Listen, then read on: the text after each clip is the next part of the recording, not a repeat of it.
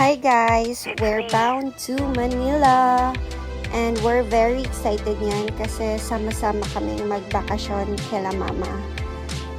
Tapos super delayed yung flight namin yan. Instead of 2:35 p.m., 5 p.m. na yung departure time. So very excited ng mga bata, lalo na si Drake kasi first time niya makasakay ng plane. Si Kate at saka pinsan niya si Alia nakasakay na dati. Ayun. So, pumwesto talaga yan si Drake sa may window side para naman masilip-silip niya sa labas. Tsaka yung atin naman niya sa kabilang side din. Nag-agawan pa sila ni Alia kung sino sa window side. Ayun, nanalo si Kate.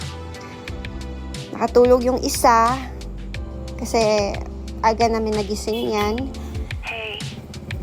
Sobrang aga talaga namin sa airport para hindi malate tapos delayed. Okay lang. So, ayun. In-enjoy na lang namin kahit sobrang alog niyan. Grabe yung turbulence na naranasan namin. Nabutan pa kami ng dilim. O, diba? Parang international flight. Wala namang night flight from Uzamis to Manila. So, in-enjoy na lang namin kahit kinakabahan na kami niyan sa sobrang alog. So, ayan, sobrang dilim na sa loob. Pa-video-video na lang para mawala yung kaba. So, ayan, nung nakita ko na malapit na kami sa Naiya Airport, yan, happy kami and we arrived safely. Pero na-hold pa din kami niya ng almost 2 hours. Hindi kami pinalabas kagad kahit nasa airport na kami. Nakalapag na. Kasi nag-antay pa nung bus na kukuha sa amin.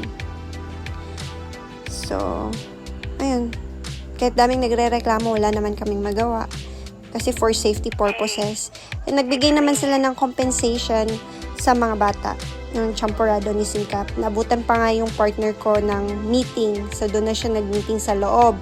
Tsaka yung kids nakapag-photo op sa captain at nung first officer. So, while waiting sa sundo namin, sila mama, ayan, work muna yung partner ko. So, thanks guys for watching. Bye!